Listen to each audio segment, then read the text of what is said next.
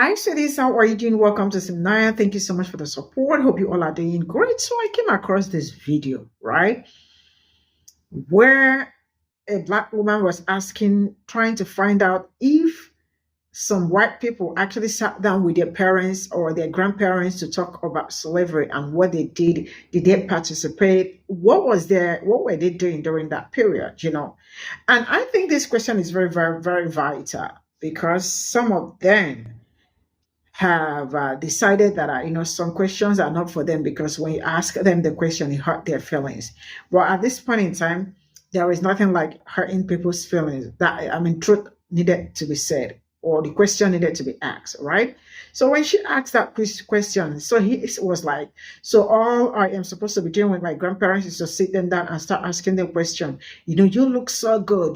The clothing you're wearing is very beautiful, and I look like you're living in a mansion. So how did slavery, or what happened back then? How did it affect you? Now, this is what they always ask. How did it affect you? When they took away something from your ancestors, they took away something from you. The reality is that they are not ready to have these conversations because it hurts their feelings. So why are we supposed to have the conversation?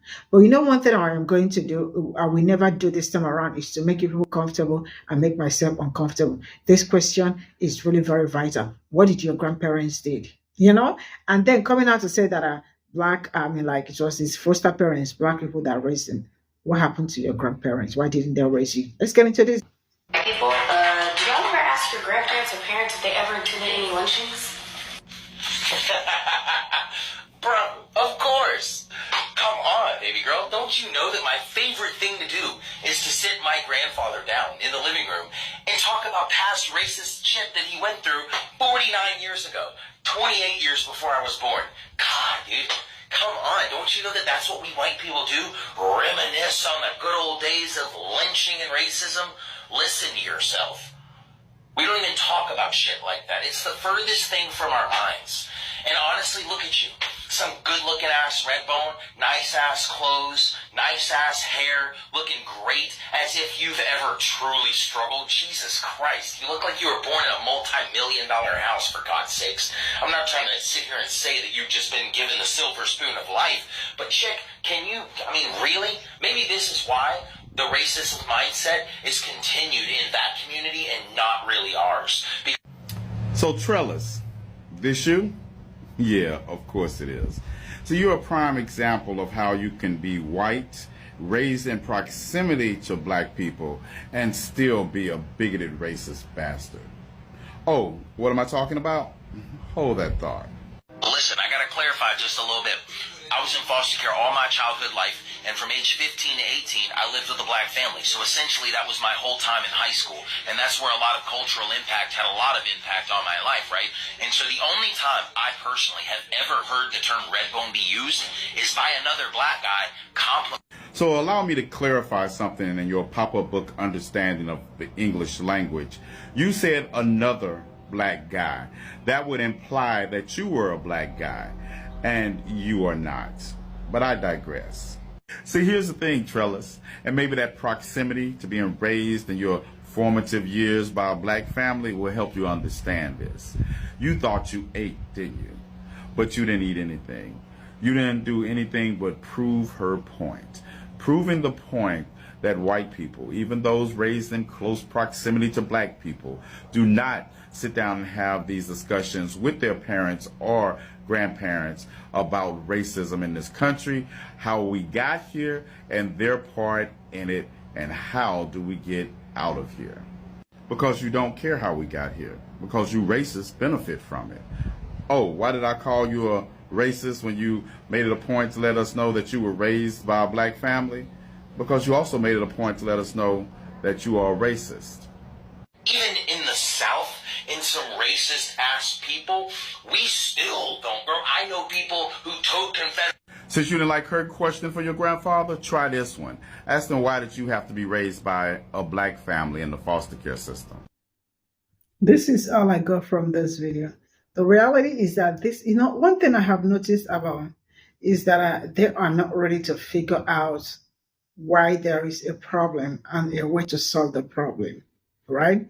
See how he went from 0 to 100. Why? Because she asked a question, which is a super valid question.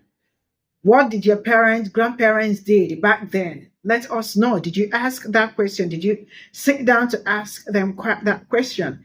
And he is like, first of all, they have to compare you, to have to look at you to know.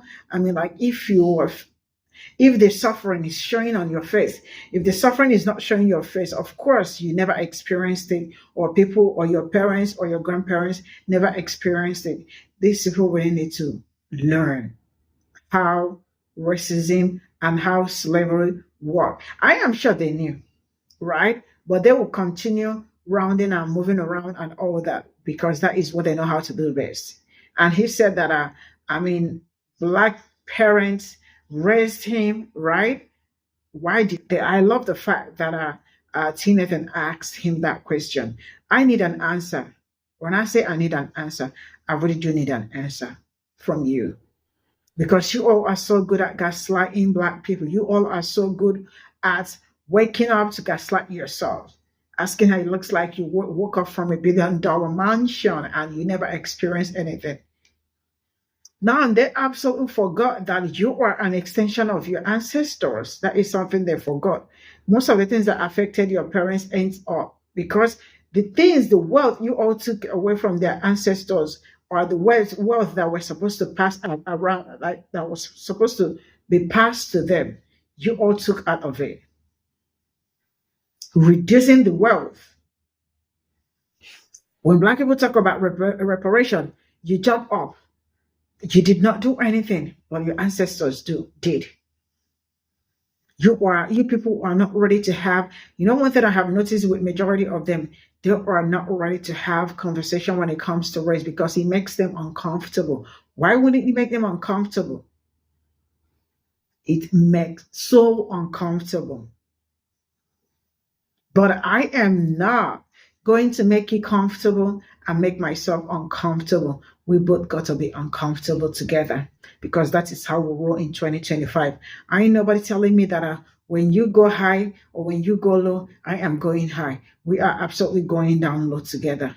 There is no mercy this time around. So watch your mouth, watch what you say, and stop coming up here. Did you not ask them why were you raised by black foster parents? Why do you have black foster parents?